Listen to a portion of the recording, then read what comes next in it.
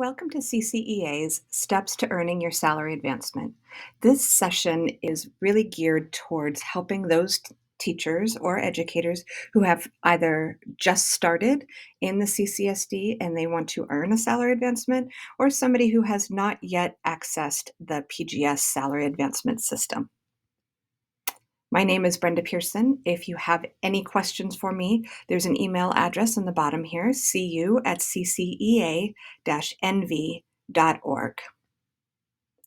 So I'm going to start by defining what salary advancement cycle is. I'm going to use that term periodically throughout this session, so I want you to really understand what that may be. It is going to be the duration it will take you to receive a salary advancement. Some people take 2 years, some people take 4 years. It depends on how long it will take you to earn those 225 contact units. So on the screen in front of you, it says in the 2018-19 school year, this is when some person decided to start teaching or entered CCSD and started teaching. In year 2, they started earning contact units. Year 3 they did, and then in year 4 they ended up earning their salary advancement. That 4-year cycle will actually be the amount of time it takes them to earn their salary advancement. So that will be their salary advancement cycle. Once the year 5 comes around, they start over again on a new salary advancement cycle. So one tip that you need to really understand as you're approaching the PGS is you need to understand what your tier status is. This is going to help you to understand if you are on a 2-year track or a 3-year track and what activities are actually available to you. So let's take a look at tier status and how it is important to you in 3 separate ways. First of all, it will show you the years to earn your salary advancement, which is going to be the quickest way that you can earn your salary advancement, or the quickest amount of time it'll take for you to earn your salary advancement. If you're at a Title I, Tier 1, or Tier 2 school, you can earn your salary advancement in 2 years or more. If you're at a Title I, Tier 3, or a non-title school, you can earn it in 3 years or more. Please note that anyone who is a self-contained special education teacher throughout your salary advancement cycle will be on a 2-year track. Anyone who is centrally located, which is maybe a project facilitator, anybody along that line who isn't directly assigned to a school, will be on a 3-year track. Additionally, the second way that a tier status is important to you is because you will be able to have additional activities that are accessible on the very last page of the PGS reference guide. That list is only going to be available for Title I, Tier 1, Tier 2 schools, or anyone who's a special education teacher in a self-contained classroom. Last is the activity maximums. Title I, Tier 1, and Tier 2 schools have generally a higher maximum in activities within the PGS reference guide. So, for example, on the image below, you'll see that instead of 30 contact units that a Title I, Tier 3, or non-title school can earn, 30 contact units. In a Title I, Tier 1, or Tier 2 school, you can earn 50 contact units. So you will need to go and check your tier status to determine what opportunities are available to you and what maximums are available to you. In order to check your tier status, you can go directly to ccea-nv.org. You would then click on the Professional Learning tab, and at the top of the screen, you're going to see once you go to the very bottom of that screen, I apologize, you're going to click on Title I, Tier History by academic year. This will show you all the way back to fiscal year 15, which is the 14-15 school year. So you can go ahead and check those. If your school is not listed on this document, it's because you have a non-title school. Okay, so again, if you are at a school that is not a Title I, Tier 1, or Tier 2 school, or has not oscillated between those at any point in time, your school is not on this list. Additionally, your school, if it is new, for example, Shirley Barber is in the center of your screen. That says Tier 1 in fiscal year 2021. So make sure you understand that prior to that, there was no rating. They may have opened in fiscal year 20, but the first year of opening a new school, generally there's not a tier status attached to it because you don't have that free and reduced lunch measure, et cetera, et cetera. So the second thing that you really need to understand, and the second step to earning your salary advancement, is to understand your PGP eligibility. This is generally the questions we receive from our members on a daily basis. So here's my tip to you: never, ever, ever opt out. There is not a reason to opt out. If you choose to opt out, you are putting a barrier in between you and earning CUs. So you will be ineligible to earn CUs for the time that you are opted out. I'm going to show you a little bit about this. So here's an image where you can go to check your advancement status or your PGP history. You're going to go directly into ELMS, and then you're going to click on advancement status, which is generally the bottom right-hand corner box that you can click on. There will be 3 applets that will appear once you click on advancement status, and the top one will be called your professional growth plan history. And so what you'll see here is an image from the 2020-2021 school year. Now, I'm going to get to what opt-in and opt-out means in just a second, but if you will notice on this screen, there are 3 separate sections for 2020-2021. You'll notice that the top one here says status complete or canceled, and it was not completed. And then the second one down here is canceled, not completed. The bottom one says started, not completed. Now, this is before this person actually opted in, but you'll notice these other 2 are there too. Please don't get worried about this. This was an error for every single person's PGP being generated a PGP for that school year. So this one, the top one was generated and the second one on accident. So please don't worry, it will say canceled and not completed. Everyone's will say the same.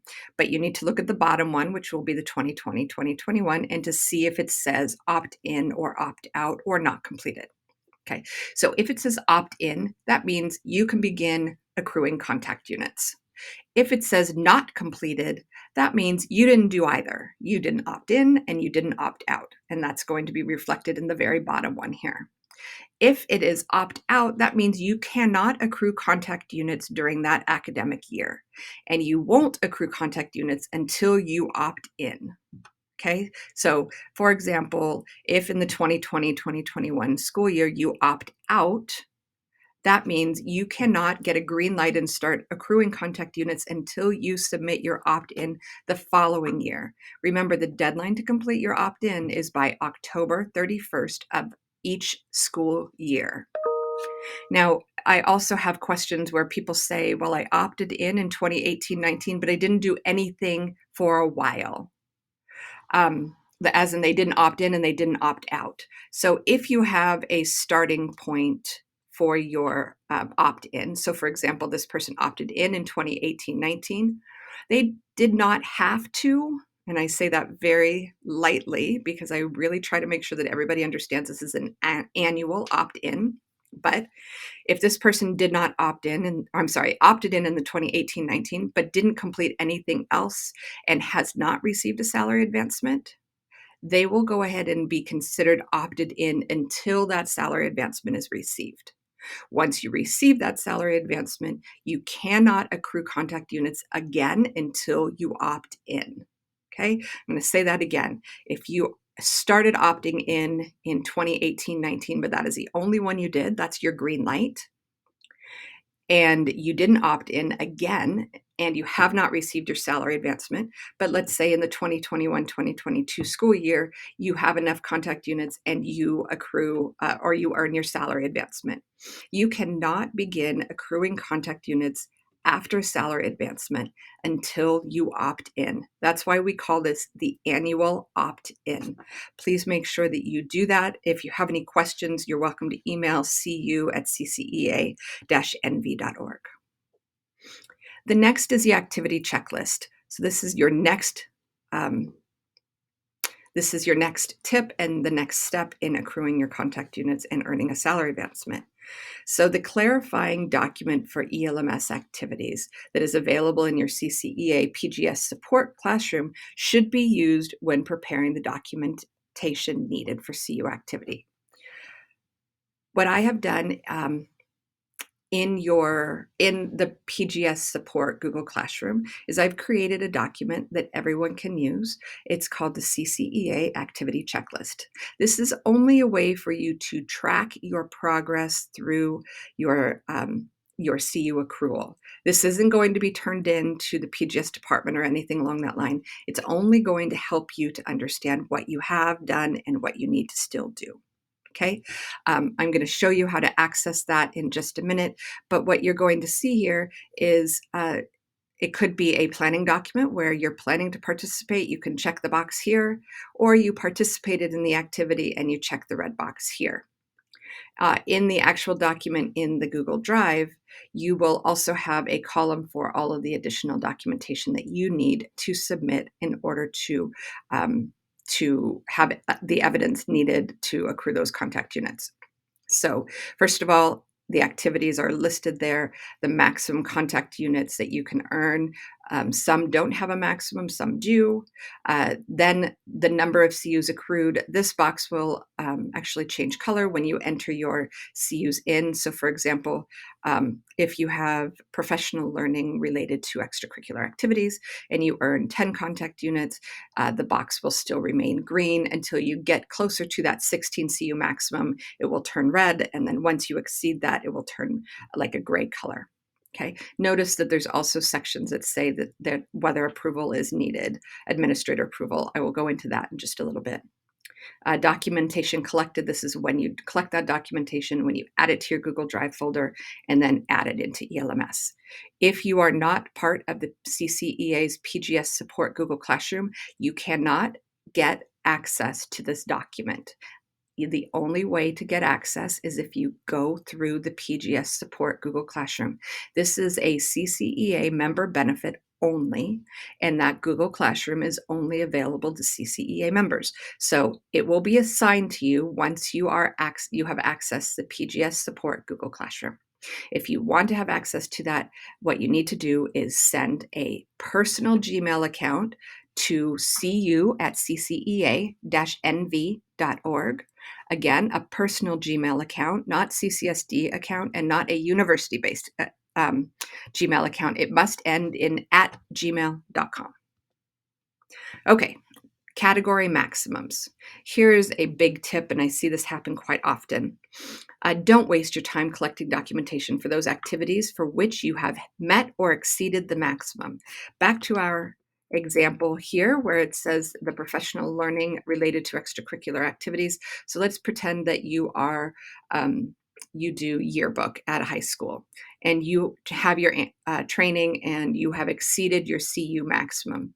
Don't put more documentation into your Google Drive folder, because anything above and beyond that 16 CU maximum will not count during that salary advancement cycle.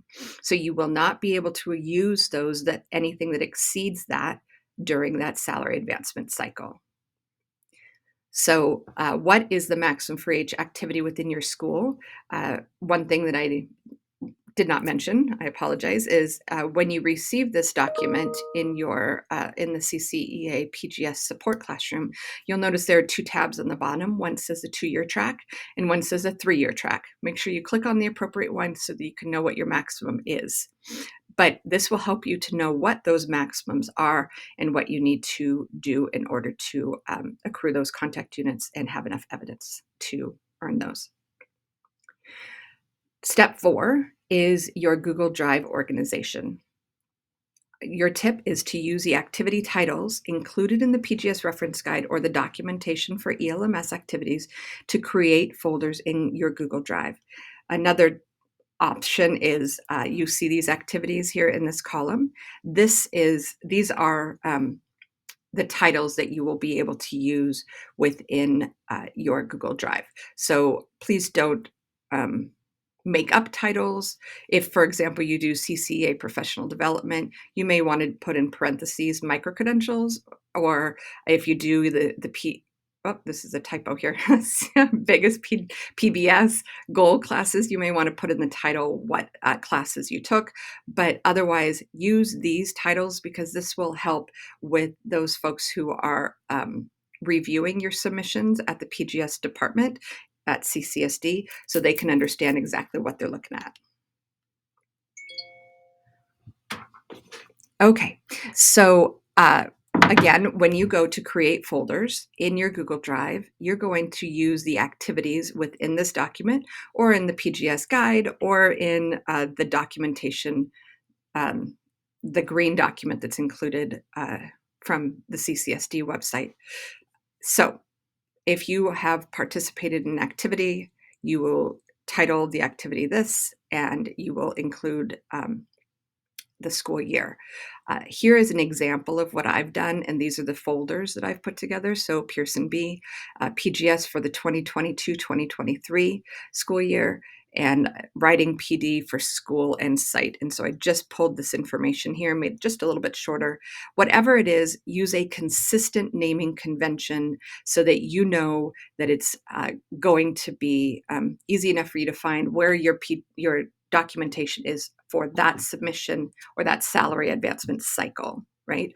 So that's also very important for you to know that if you're going to carry on and have another second salary advancement, you should then use the school year that you're going to be accruing or completing that salary advancement cycle again. So I may then have another green set of documents that show 2024, 2025, whatever the case may be. Okay, just make sure that you use a consistent naming convention. You have your name in it, the school year, and the title as well. Okay, so the fifth step in earning your salary advancement is to collect your documentation. I am a huge fan of color coding things, so you all do whatever you need to do, but in your Google Drive folder, you can always mark those folders as completed with a simple red, yellow, green coding system. That way you know which ones have been completed and which ones need to be completed still before you upload it into ELMS. So 3 steps to collecting your documentation. Know the evidence that is needed. So again, that document for ELMS activities, I use that guide or the guide that I have sent out in the PGS support Google Classroom, and to gather the correct evidence for your activity. Get administrator approval for your activities if it is necessary. Please do not waste your time getting administrator approvals for something that is not necessary. Then, again, create those Google Drive folders and dump your activities or your documentation into those folders as you get them completed. Remember, you can go through this in any way, shape, or form. You can go ahead and only work on, say, your tutoring activities, collect all that documentation, and then move on to the next one. But keep in mind that if you submit something into ELMS and you don't attach the documentation that is required, I was going to say desired, required, then it will be denied and you'll have to go and resubmit it again. So it's just best to be organized on the front end and get it all taken care of and submitted at one fell swoop. Again, only 1/3 of the PGS activities require administrator approval. So you may not need administrator approval. Do not chase somebody down that does not need to, then when you don't need the signature. So here's what you're going to be doing between now and the next video that you watch. This is the first of 2 videos that I'm putting together for earning your salary advancement. You can also go back and watch these videos and have access to the documentation that I'm sharing with you, but please make sure that you complete these steps before you go to the next video. So first, begin brainstorming the CU activities you engaged in during your salary advancement cycle. Second, you're going to gather the documentation needed for each activity, create a Google Drive with activity categories, and then add your documentation to your Google Drive. Then record your progress on CCEA's activity checklist. We have additional sessions that are going to be added. This is going to be not important to you at this moment in time because this will be old by the time you get to it. But I will be adding more in the months of March, April, and May so that I can help you through this process. Again, if you have any questions, you are welcome to contact me at cu@ccea-nv.org. Okay, so in front of you, you see 6 different classrooms that I have for PGS support. And again, you can only gain access to this classroom if you share a personal Gmail account with me. I will go ahead and add you into these Google Classrooms. Each of these are the same, but there's a capacity of 250 per classroom. So that's why I keep duplicating the support classroom so that you can go ahead and I can have as many members as possible in these. So let's go ahead into the first Google Classroom. And what you're going to see here is, I'm going to go into the Classwork tab. There is the activity checklist here that you can access. I've put together a short little video that will allow you to go ahead and take a look at the activity checklist and what's needed and how you can use it. So in front of you, you're going to, first of all, whoopsies, yikes, see planning to participate. And again, you can check those and do what you need to do. You can also add in your CUs. Like I said, it changes color if you need it to. Also, there is information about what documentation is needed to be collected. This will be your document so that you can check and see which CUs you have completed, what you need to then have added in, and move your way through that process of accruing contact units and collecting that documentation. Here is a 2-year track, which is down at the bottom. Then the other tab here is for the 3-year path. Let's go back to our Google Classroom again. And what I want you to see is the documentation that you need. Okay, so this is the documentation that I've been referring to, which is the documentation required for CU submission in ELMS. This is directly from the CCSD website. So if there's anything that you have questions about regarding the documentation that's needed, this will give you additional information as to how you're going to submit maybe your college coursework, etc. So go ahead and take a look at that as well. But all of these, let me just pull this up. All of these are going to be here. All of these are going to be accessible through our Google Classroom. So for example, accruing contact units for relicensure, clarifying documentation, time-based activity log, and then when you want to request a column advancement, which is your PGS 7. Okay, so I'm going to sign off for now. Again, this is Brenda Pearson. If you have any questions for me, please send me an email at cu@ccea-nv.org, and I will post the second video in a few days. So good luck, and let me know if you guys need anything. Thank you.